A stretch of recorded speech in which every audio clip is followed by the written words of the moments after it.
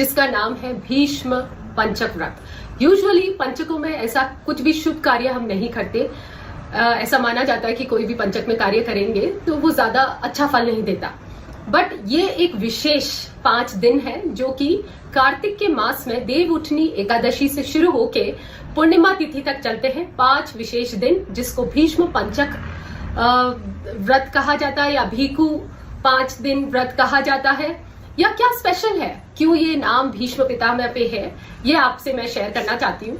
तो जब महाभारत का युद्ध हुआ और अर्जुन के बाणों के द्वारा घायल होके भीष्म पितामह जब बाणों की शैया पे लेटे थे, तो जैसा कि आप लोगों को पता होगा कि भीष्म पितामह को ये वरदान था इच्छा मृत्यु का। जब वो चाहे तभी वो मृत्यु पा सकते हैं, ऐसा उनके पास वरदान था।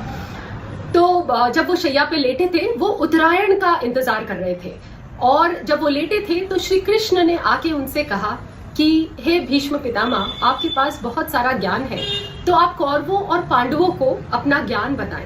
सो इन 5 दिनों में, जो कि देव उठनी एकादशी से लेके पूर्णिमा 5 दिन में, भीष्म पिता ने राजधर्म, वर्ण धर्म और मोक्ष धर्म, इसके रिलेटेड बहुत सारा अद्भुत ज्ञान धर्मराज युधिष्ठिर और सारे पांडवों को दिया। वो ज्ञान इवन श्री कृष्ण भी वहीं खड़े थे, वहीं उपस्थित थे, और वो ज्ञान इतना अद्भुत था और श्री कृष्ण इतना प्रसन्न हुए कि उन्होंने भीष्म पितामह को वरदान दिया कि ये 5 दिन आपके नाम से जाने जाएंगे, और जो लोग ये 5 दिन भीष्म पंचक व्रत को करेंगे उनको मोक्ष प्राप्त होगा। उनका जीवन और मृत्यु के इस साइकिल से बाहर निकल सकता है। सो ये व्रत की विशेषता है। अब आपको करना क्या है? अक्सर जैसे कि चतुर्मास होता है, आषाढ़ के महीने से शुरू होकर कार्तिक के महीने तक 4 महीनों के व्रत का प्रयोजन होता है। प्लस कार्तिक स्नान लोग करते हैं कि ये सिंस उत्तम मास है, सर्वश्रेष्ठ महीना है हिंदू कैलेंडर में, तो इस दिन जो भी जप तप दान पुण्य करते हैं उन लोगों को असीम पुण्य मिलता है, बहुत सारा फल मिलता है। बट अगर आप ये सब ना कर सके तो ये 5 दिन, विशेष 5 दिन जिनको भीष्म पंचक व्रत भी कहा जाता है, जो कि शुरू होगा देव उठनी एकादशी से लेके कार्तिक मास की पूर्णिमा तक, 5 डेज। अगर आप ये 5 दिन ब्रह्मचार्य, आपको अगर ज्ञात हो भीष्म पितामह ब्रह्मचारी थे, ब्रह्मचार्य का पालन करते हुए, अभी विधि आपको बताती हूँ, इस विधि से अगर आप ये व्रत करते हैं तो आपको अपने बुरे कर्मों के फल से भी मुक्ति मिलती है, प्लस मोक्ष की प्राप्ति होती है। जो सारे लोग अध्यात्म के रास्ते पर चल रहे हैं, हमारी यही विशेष कामना है। करना क्या है? देव उठनी एकादशी पे ब्रह्म मुहूर्त में आप जागिए, स्नान कीजिए, भगवान का पूजा अर्चना कीजिए। तुलसी को सींचने का भी महत्व है, तो तुलसी में कार्तिक महीने में 3-4 चीजें मेन करनी होती है। इन 5 दिनों में ब्रह्मचर्य का पालन, दीप दान करना, मंत्रा चैंटिंग, अच्छा शास्त्र पढ़ना, भगवत गीता पढ़ सकते हैं, और भी कुछ शास्त्र आपको पढ़ना है, पूजा पाठ में रहना है, सत्य बोलना है, गुस्सा नहीं करना है, क्योंकि हमारी आत्मा को शुद्ध करना है।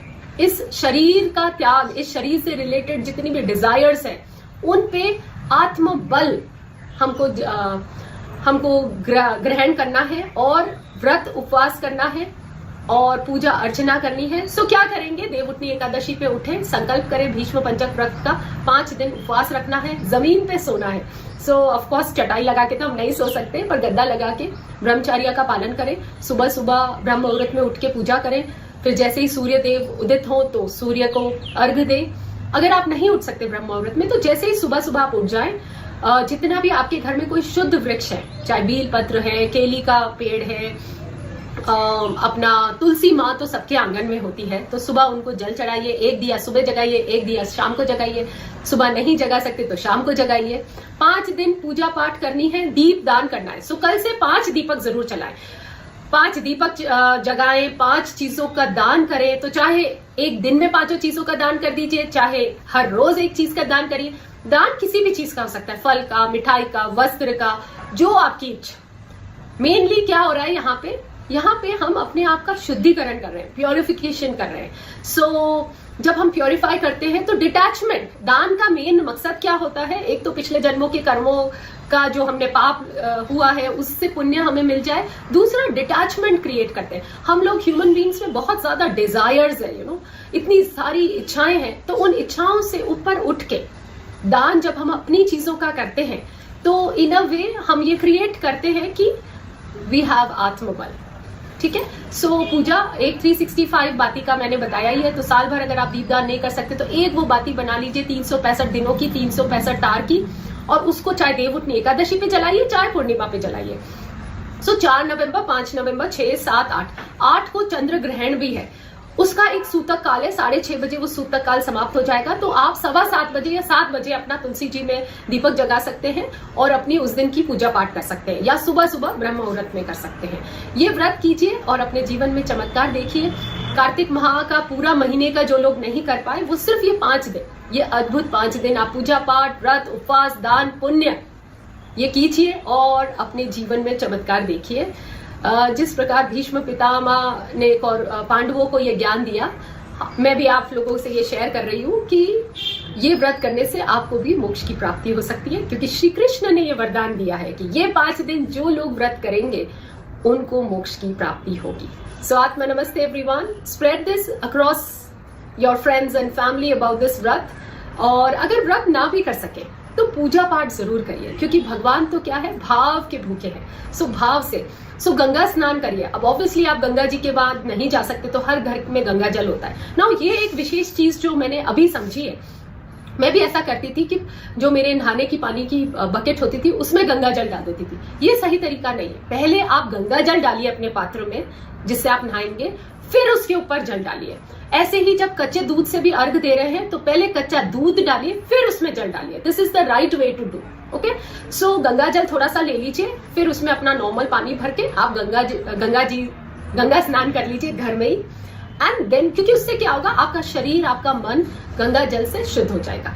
एंड देन आप दीपक जगाइए, श्री कृष्ण की भक्ति करिए, विष्णु जी की भक्ति करिए, तुलसी माँ को पूजिए, लक्ष्मी माँ को प्रार्थना करिए, शिव जी की पूजा करिए। बहुत इंटरेस्टिंग 5 डेज है।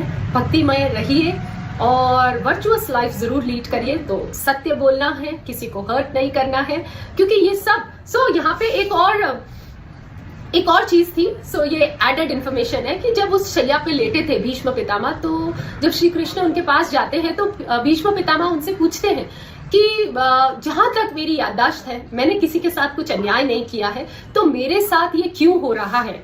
हे कृष्ण, इतना असहाय दर्द के द्वारा मैं क्यों गुजर रहा हूं? ऐसा मैंने क्या किया? तो कृष्ण भगवान कहते हैं कि पिछले 100 वर्षों में आपने सिर्फ पुण्य ही पुण्य किया है। बट 101वां जो वर्ष था, उस दिन आपसे क्या हुआ, आप शिकार खेलने गए थे, और जब आप शिकार खेलने गए तो आपके ऊपर एक सर्प आके गिर गया था। तो आपने उस सर्प को उठा के अपने पीछे फेंक दिया और वो सर्प बेर के पेड़ में उलझ गया। और जितना वो प्रयत्न कर रहा था बाहर निकलने का, उतने ही कांटे, उसके बेर के पेड़ में कांटे होते हैं, उसके शरीर में वो कांटे चुभ रहे थे। एंड फॉर 18 डेज वो सर्प तड़प रहा था, दर्द में खून निकल रहा था। तो फिर वो श्राप देता है कि जिस भी व्यक्ति की वजह से आज ये असहाय दुख मैं पा रहा हूं और तड़प तड़प के मैं मर रहा हूं, वह भी यही वाला उसको पाप मिलेगा।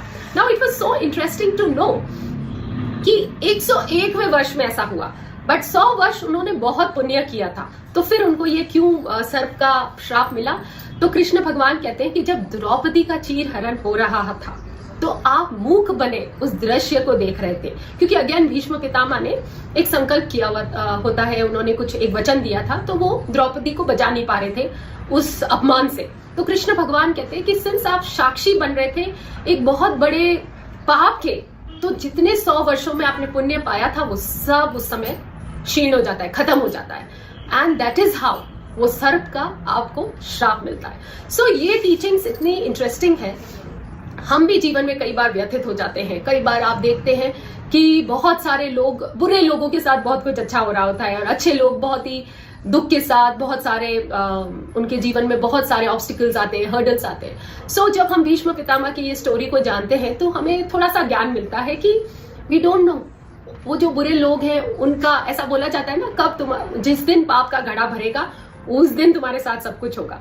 तो या तो उन्होंने बहुत पुण्य करा है पिछले जन्म में और हमारे पुण्य कर्म खत्म हो गए इसलिए, या हम और थोड़ा प्योरीफाई होने के प्रोसेस में हैं। सो कभी भी विचलित ना हो, जो भी आपके साथ जीवन में हो रहा है, भगवान का स्मरण करें, भगवान और तप और तपस्या करें। तो आपको जीवन में तप और तपस्या से क्या होगा, आपका आत्मबल बढ़ेगा, और जब हमारा आत्मबल बढ़ता है तो हम हर जीवन की परेशानी से आराम से निकल पाते हैं। सो ये एडेड इन्फॉर्मेशन थी। सो भीष्म पंचक व्रत के रिलेटेड अगर फिर भी आपका कोई क्वेश्चन रहता है, कमेंट सेक्शन में आप अपना क्वेश्चन लिख दीजिए, मैं जितनी मेरी बुद्धि है उसके अनुरूप आपका जवाब जरूर दूंगी।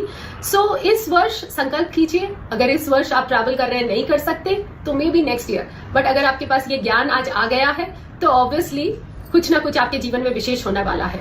और एक मैंने अभी एक वीडियो बनाया था देवउठनी एकादशी। सो मेरी सबसे रिक्वेस्ट है, जो भी ये सेशन देख रहे हैं यूट्यूब पे, प्लीज देवउठनी एकादशी का व्रत कीजिए, क्योंकि पाप हम सब करके आए हैं। सो ये जो 5 दिन है, इनमें विशेष पावर है हमारे पिछले जन्मों के पापों के कर्म को धोने का। तो सिर्फ एकादशी का व्रत कर लीजिए अगर 5 दिन नहीं कर सकते, क्योंकि इसमें बहुत पावर है। ओके, सो ओम नमो भगवते वासुदेवाय नमः, ये मंत्रा चैंटिंग करते रहिए 5 दिन। श्री कृष्ण की भक्ति करिए, विष्णु सहस्त्र नाम का पाठ करिए, गोदान करिए, अन्नदान करिए, और ब्रह्मचर्य का पालन करिए, और सत्य बोलिए, गुस्सा मत करिए, क्योंकि क्या होता है गुस्से से भी आप एक बुरा कर्म स्थापित कर लेंगे। Okay, so lead a virtuous life. और कुछ भी नहीं कर सकते, 5 दिन अपने आप को शुद्ध रखिए, आत्मा से शुद्ध, मन से शुद्ध, शरीर से शुद्ध। सो तामसिक भोजन भी मत करिए, लहसुन और प्याज उसमें तामसिक भोजन में ही आता है,